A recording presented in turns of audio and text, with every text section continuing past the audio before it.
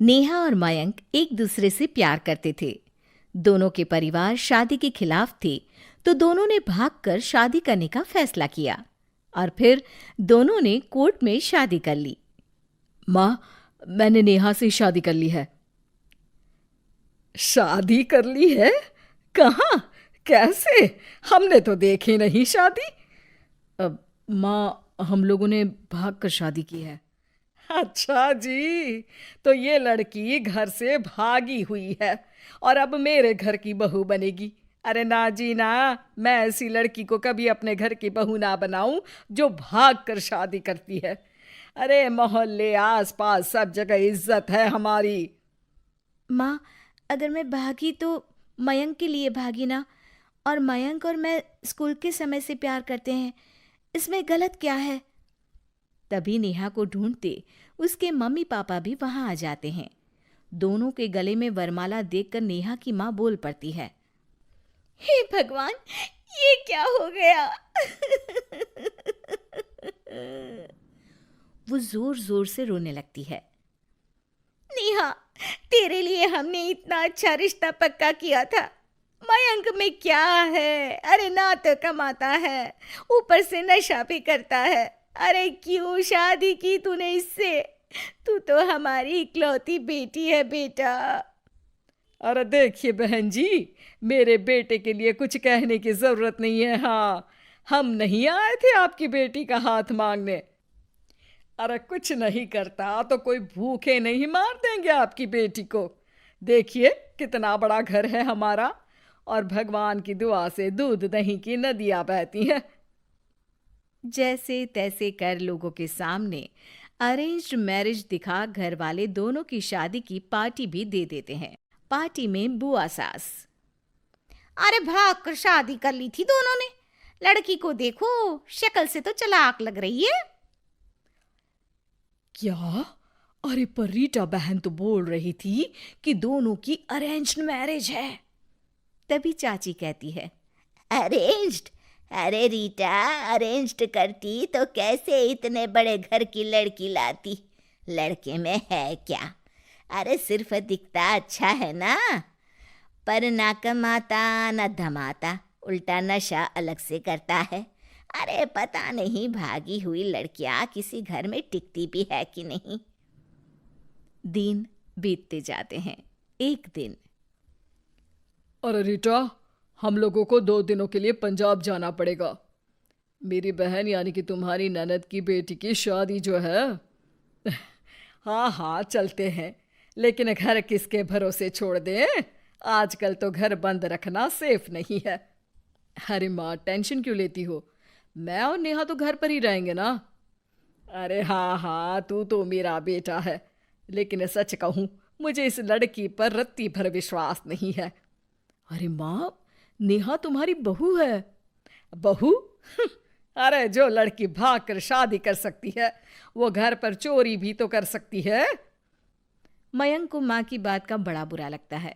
वो नेहा की तरफ देखता है जिसकी आंख में आंसू भरे होते हैं। माँ जी, आप अपनी अलमारी में ताला लगा लो। हाँ हाँ, तो वो तो लगा ही दूंगी, लेकिन कहीं तू घर का बाकी का सामान भी। अरे भाई, भागी हुई लड़की का क्या भरोसा। धीरे धीरे दिन बीतते हैं। एक दिन नेहा घर के बाहर गार्डन में पेड़ों को पानी दे रही थी, तभी पड़ोस की बहू। अरे नेहा, कैसी हो? बहुत सुना है तुम्हारे बारे में, लेकिन तुम तो दिखती ही नहीं हो।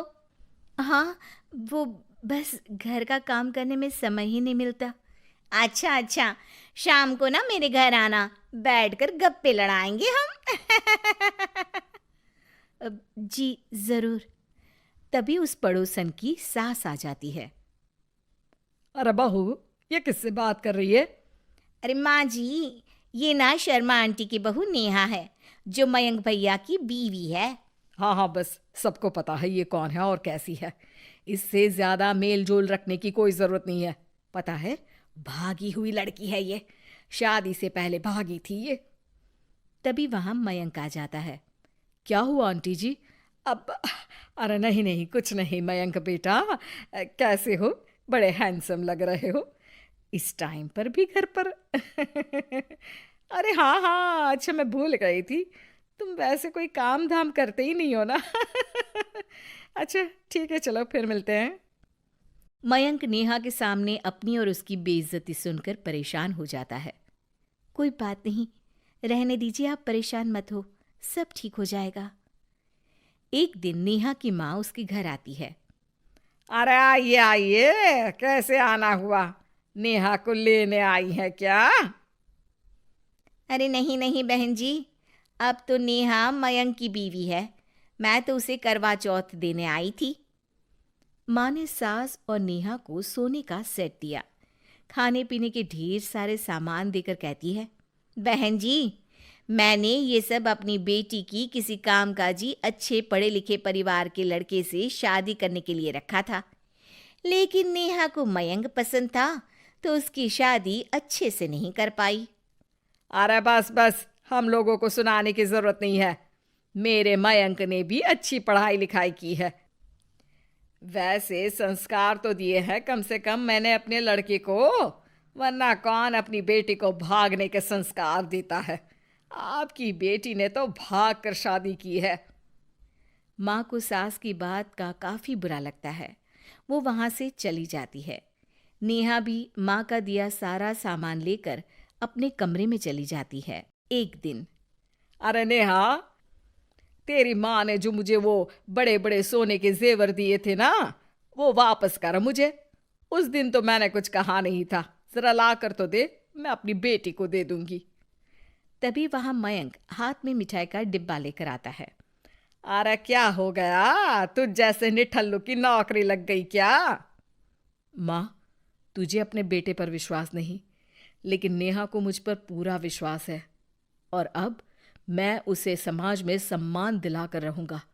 सारे गहने बेचकर मैंने अपना कारोबार शुरू किया है। अरे वाह वाह वाह वाह, भागी हुई लड़की का भी कोई सम्मान करता है क्या? देखा, बेच दिया ना गहना। शाम को करवा चौथ की पूजा में सारे अड़ोस पड़ोस के साथ कई औरतें पार्क में पूजा कर रही होती है कि नेहा भी वहां आ जाती है। नेहा सज धज कर वहां की सभी महिलाओं में सबसे सुंदर लग रही थी। अरे अरे, तुमने भी व्रत रखा है क्या? किसके लिए? जिसके साथ भाग कर आई हो उसके लिए। तभी वहां मयंक आ जाता है। हाँ, जिसके साथ भागी है उसके लिए। आप लोगों को शर्म आनी चाहिए। एक औरत होकर एक औरत के साथ ऐसी बातें कर रही हैं। अगर नेहा भागी तो मैं भी तो भागा था, फिर अकेली नेहा क्यों जिम्मेदार हो? वो कम से कम आप लोगों से तो लाख गुना अच्छी है। आप लोगों ने एक अच्छे पैसे कमाने वाले इंसान से शादी की, लेकिन मेरी बीवी ने मुझ जैसे लड़के पर विश्वास कर ना सिर्फ मुझसे शादी की, पर मुझे ठीक राह पर भी लेकर आई। तो हाँ, जितनी नेहा जिम्मेदार है भागी हुई कहलाने को, तो मैं भी भागा हुआ ही हूं, लड़का हूं। तो इसका मतलब ये नहीं कि मैं जो करूं वो ठीक हो। सभी को मयंक की बात समझ में आ जाती है। वो नेहा को गले लगाकर साथ में पूजा करने लगते हैं।